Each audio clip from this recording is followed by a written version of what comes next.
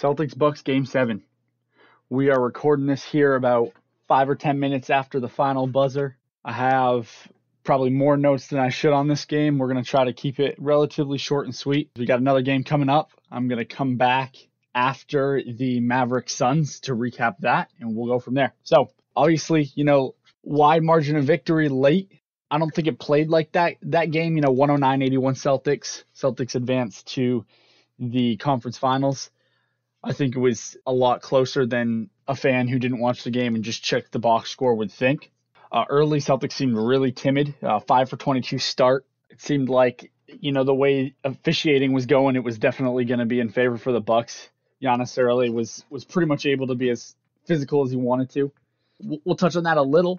Obviously, I think throughout the series, he definitely got some interesting calls, a lot of offensive fouls. The broadcast, I think every single game pointed out something about 20 plus offensive fouls in the playoffs for a guy like that. I understand it's a star-driven league. Maybe it's high. The reality is without Chris Middleton, he didn't really have a choice but put an elbow into somebody. It's an offensive foul. You can't, if you're gonna let him do that, he's just unguardable. So I was happy. It seemed like they cleaned it up a little. I think it made the gameplay a lot smoother. It was just ugly for a lot of it.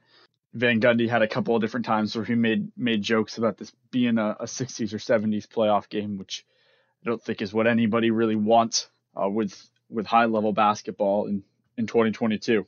But Celtics slow start. I think throughout the playoffs and including today, especially early, the Bucks did a really good job of forcing the Celtics into shots that they wanted them to take. The Bucks' defensive game plan was very clearly like, we're going to allow intermediate drive, not all the way to the hoop. We're going to wall off, but we're going to force that drive and kick to specific shooters. And that's why you saw the Celtics take an absurd amount of three-pointers in essentially every game in the series. The difference, to me, in my opinion, was simply just makes and misses, right? The games they lost, they didn't shoot overly well. Today, they won behind an absurd shooting performance from Grant Williams. I think 9 out of 10 times the Bucks say, okay, we'll take Grant Williams taking 22 shots. Unfortunately, he had 27 on 7-18 three-point shooting today for him.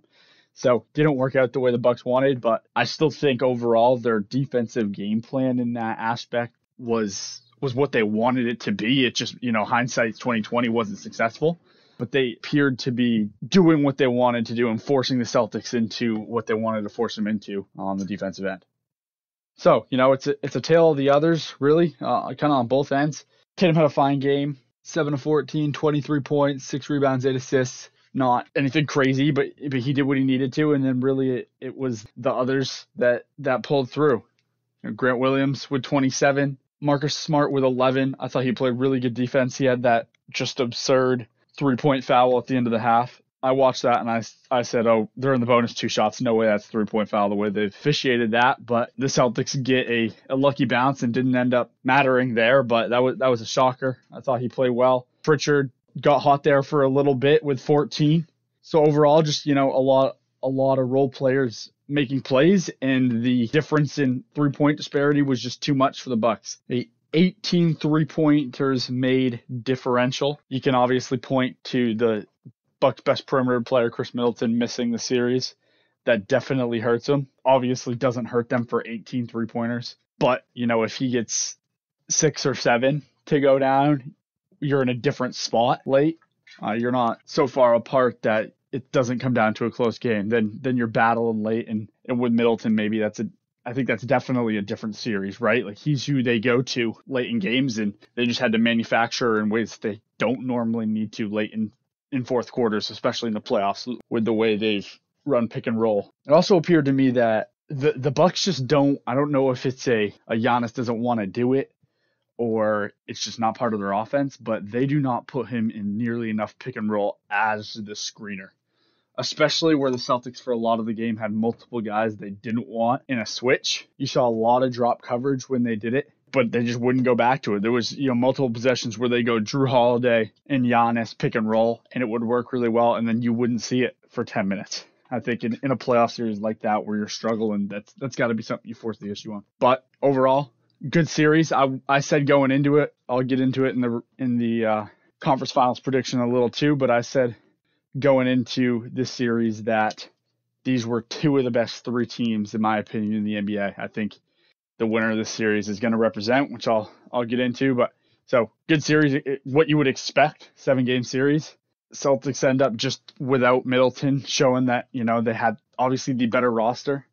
Giannis still being the best player in the series made it interesting, but there was just too much to overcome.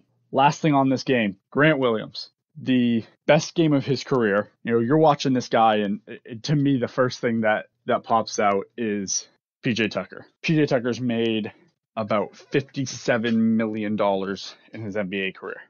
I see Grant Williams as a young version of PJ Tucker. He does need to get a little better at guarding guards. PJ Tucker's got him in that right now a little bit, but I think he's much quicker.